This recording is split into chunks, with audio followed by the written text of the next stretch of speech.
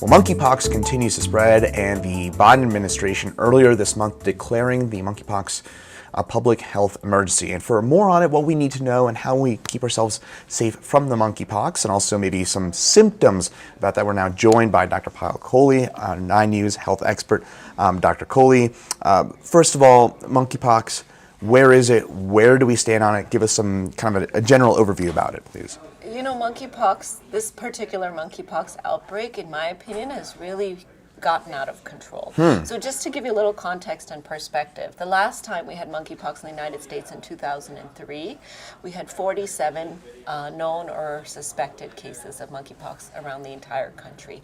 And now we're at nearly 12,000 suspected cases. And this is all on a background of having a vaccine that we know works, having treatment, also having testing. It was not a new virus like it was for COVID. So unfortunately, it feels a little bit like the horse has gotten out of the barn with respect to monkeypox. And I'm really optimistic that the federal government has recognized this now, and they're really stepping up their efforts to increase vaccine supply and manufacture, increase treatment, manufacture, increase education and testing, so that hopefully we can start to reverse some of this.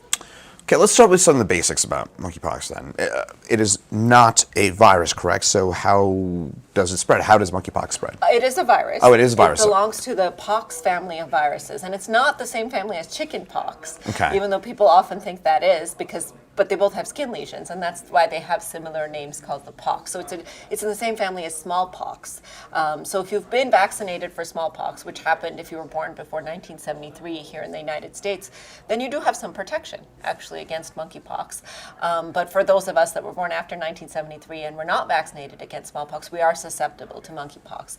And it spreads through close person-to-person contact. Now, it can also spread in other ways, such as through contaminated clothing, contaminated bed sheets, and I travel a lot for work, so I always think about this, because if you go to an Airbnb and the sheets haven't been washed and the person that slept there before had active monkeypox with lesions that were shedding, you could potentially contract it from the sheet. So it's really important for us to know those mechanisms of spread so that we can keep our guard up with respect to trying on clothes or, contaminated bed sheets. But really the major mechanism of transmission is through close contact, skin-to-skin contact.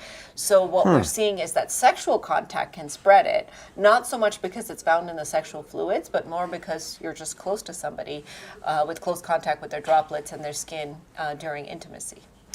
Well, this is why you're a doctor and I'm not. So this was, of course, first reported in humans back 52 years ago. Why is this popping up now all of a sudden?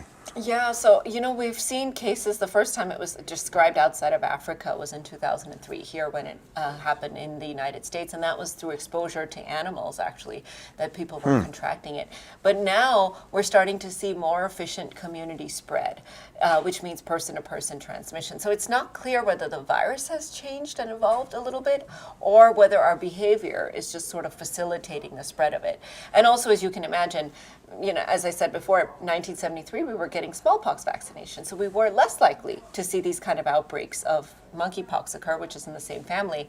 But now that most of us, or most of the young people that have close contact with each other, are not vaccinated against smallpox, we can potentially see more efficient transmission of this infection. So what are symptoms, what are things we need to look for potentially having it? Yeah, so, in the beginning, it looks a lot like a cold or flu. So you have a fever, you have a sore throat. I think the things that really set it apart from your COVID or your flu or anything else are a couple of things. One is that classic rash, and that's these kind of lesions that look like pimples that can really occur anywhere in the body. What we are seeing with some of the men who have sex with men is that the areas of highest level of contact are sometimes getting the first outbreaks. So we're seeing a lot of lesions on the genitalia, near the anus, areas where there was a lot of contact. Perhaps that's the first site. And then when it becomes systemic, that's when you can really start to see it all over the body. The other thing that distinguishes it is something called lymphadenopathy, which means swollen lymph nodes. And our lymph nodes tend to live kind of under our jaw here, in our neck, in our armpits, and in our groin. So if you have lumps and bumps in any of those areas as part of your kind of cold-like symptoms, or you have that rash, it's really important that you go and get tested. Okay, and what should we do to protect ourselves from the monkeypox? If you contract it, you go and get tested and get treated at that point. But for people who have not been vaccinated, as you're saying, anybody born after 1973, do we go and get vaccinated? Is that the way to stop it? Yeah, and I think the answer is vaccinations are always the best preventive tool, Okay. but it's not for everyone at this point. So you have to determine your risk first. So you have to decide, are you either taking care of patients that have monkeypox, have come into close contact with somebody who has monkeypox, because the vaccine actually works even after your exposure. If you get it within 4 days, it's effective. Or are you someone, because of your behaviors or because of your underlying health conditions, who's just at high risk for getting very sick from monkeypox? And if the answer to any of those questions is yes, then you absolutely need to go and get vaccinated, because the vaccine is how you're going to protect yourself and how you're going to prevent the transmission of the infection. And the vaccine that's preferred, there's 2 different vaccines for it, but the one that's preferred is the Jynneos vaccine, which is the 2-dose regimen that can be used in people who have compromised immune systems. The other vaccine that's out there is actually smallpox vaccine, the one that makes that big lesion on your arm, because you have to use a needle to actually induce an immune reaction after it. But that is a virus that's capable of replicating inside you, so you cannot get that vaccine if you have a compromised immune system, have HIV, you're on chemotherapy, any of those types of things, or you're pregnant.